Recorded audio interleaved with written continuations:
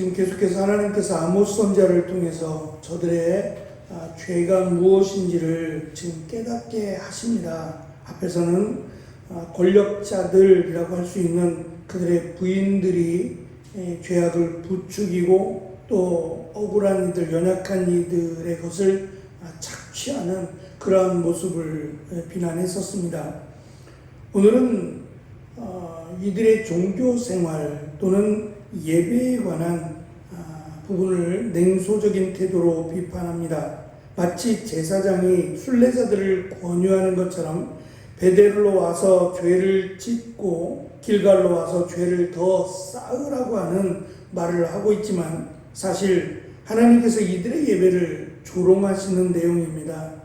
아모스 선지자는 예배 그 자체의 문제가 아니라 예배에 참여하는 예배자들의 도덕적 결함과 잘못된 태도를 문제 삼고 있습니다. 먼저 예배자들의 도덕적 결함을 고발합니다. 4절에 보면 너희는 베델에 가서 죄를 짓고 길갈로 가서 죄를 더 지으라고 말합니다. 이는 성소 안에서 죄를 지으라는 말이 아니라 일상에서 사회적 불의를 행한 사람들이 그 죄를 끌어안고 성소에 들어오는 현실을 지적하는 겁니다. 범죄하다라고 하는 이 동사는 다른 사람에 대한 불의한 행동을 강조하는 것이고 죄를 더하다라고 하는 죄를 쌓는다라고 하는 의미로 불의를 반복하는 행위를 강조합니다. 예배자들은 일상생활에서는 자기의 이익만 추구하며 도덕적 수준이 무너진 삶을 살면서 정작 예배의 자리에서는 거룩한 척하는 모습을 지금 강조하면서 예배자로서의 정체성을 상실한 그들의 위선적인 모습을 지금 비난하고 있습니다. 두 번째는 예배를 자기 만족의 수단으로 전락시키는 모습을 비난합니다.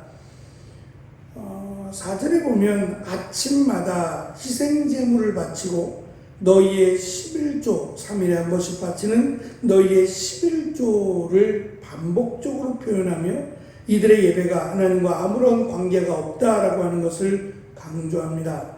왜냐하면 이들이 바치는 아침마다 바치는 희생제물 그리고 11조는 사실 그 바치는 제물이 하나님께서 만약에 짐승이라면 그 짐승의 흠없는 것 또는 하나님께서 무게를 다룰 수 있는 그런 거룩한 제물이 되어야 되는데 그들은 형식에 매였어요. 아침마다 희생제물을 드린다는 점 그리고 3일에 한 번씩 11조를 바친다는 이 점을 강조하고 있는 겁니다. 내용보다는 겉모습에 강조를 하고 있는 거죠. 그래서 그들이 바치는 제물이 또 11조가 죄악과 관련된 다른 사람의 것을 착취한 것에 대한 11조가 된다면 하나님은 그것을 받지 않으신다라고 하는 내용을 강조합니다. 또한 그들은 예배를 통해 자신의 잘남을 과시하고 스스로를 만족시키는 수단으로 삼았습니다. 헌물을 바치는 행위는 하나님과의 교제와 사귐이 아니라 자기 영광을 드러내려고 하는 행위에 불과했다는 점을 강조합니다. 세 번째, 예배를 통해 지적하시는 내용은 하나님의 뜻을 무시했다는 점입니다. 아모스 선지자는 누룩 넣은 빵을 감사제물로 바쳐라 자발적으로 바치는 제물을 큰 소리로 자랑하라고 말합니다. 이것은 비꼬는 말입니다. 그들이 율법을 지켰으나 드린 감사제와 자발적 예물은 율법이 요구하는 대로 하는 겁니다. 하지만 문제는 이것을 자랑하려고 하는 큰 소리로 자랑하는 과시적인 태도입니다.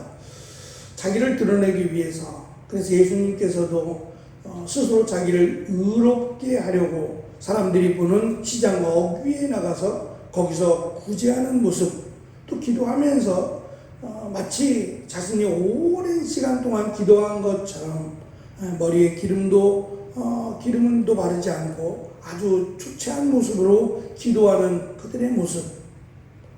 이러한 모습들이 결국은 하나님이 이미 그들에게 상을 주셨다고 말씀을 하셨어요. 하나님이 아신다는 거죠. 사람들에게 인정받고 싶어하는 자기 중심적 예배라고 하는 점을 강조합니다. 특별히 기뻐하는 이라고 하는 이것이 너희가 기뻐하는 일이 아니더냐라고 하는 번역에서 기뻐하는 이라고 번역된 이 단어가 사랑이라고 하는 단어입니다. 예배를 받으시는 하나님에 대한 사랑이 없는 예배, 그러니까 스스로 기뻐하는 겁니다. 하나님께 드린다는 점, 하나님께 예물을 드리고 제사를 드린다는 그 점이 나를 기쁘게 한다. 받으시는 분은 전혀 생각하지 않고 드리는 내가 기쁘면 된다라고 생각하는 바로 이 점이 가장 큰 문제라고 하는 점을 강조합니다. 참된 예배는 예배를 받으시는 하나님의 뜻에 초점을 맞추고 일상생활에서의 도덕적 삶이 뒷받침될 때 비로소 하나님이 받으시는 예배라고 할 수 있을 겁니다. 아모스 선지자를 통해서 껍데기만 남은 이스라엘의 예배를 고발하며 예배자의 삶이 동반되지 않는 종교적 행위는 무의미하다고 하는 준엄적 메시지를 전합니다.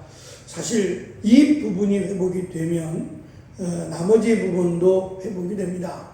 예배자로 하나님께 나아간다면 예배자로서 또 그 삶이 연결이 될 텐데 문제는 양쪽 다 일상적인 삶도 무너졌고 예배적인 삶도 무너져 있어서 희망이 보이지 않는다라는 점을 강조합니다. 결국 앞에서부터 강조했던 멸망당에 마땅한 이유가 저들의 삶이, 저들의 예배가 전혀 하나님의 뜻과 무관하다는 점을 강조합니다. 결국 이 메시지는 그래도 아직 하나님께로 돌아올 여지를 남겨주시고 무엇이 문제인지를 가르쳐 주었으니 이 문제를 해결하기 위한 거룩한 몸부림을 치라고 하는 그런 강력한 권고의 말씀이기도 합니다. 문제는 듣지 않는다는 점이에요. 들어도 깨닫지 못하는 것도 있지만 듣지 않는다는 점입니다. 이렇게 선지자들을 통해서 아모스 선지자나 이사야 선지자나 호세아 선지자나 이러한 선지자들을 통해서 강력한 메시지를 전함에도 불구하고 그들은 듣기 싫어하고 오히려 선지자를 해하는 쪽으로 그들이 결론을 내린다는 점이 멸망의 길로 가는 이스라엘을 보게 합니다. 우리도 어떠한가를 돌아보고 이 나라를 위해서 또 세계를 위해서 기도할 때에 또 교회들을 위해서 기도할 때에 하나님이 우리에게 원하시는 것은 분명합니다. 삶과 예배라고 하는 당연한 우리의 모습들을 권면하고 있습니다. 특별히 예배자로 하나님께 예배드리는 예배가 우리의 만족이 아니라 하나님을 기쁘시게 하는 하나님을 사랑하는 그런 예배로 드리게 되는 귀한 은혜가 회복되는 교회와 나라가 될 수 있도록 또한 기도해 주시기를 바랍니다. 기도하겠습니다.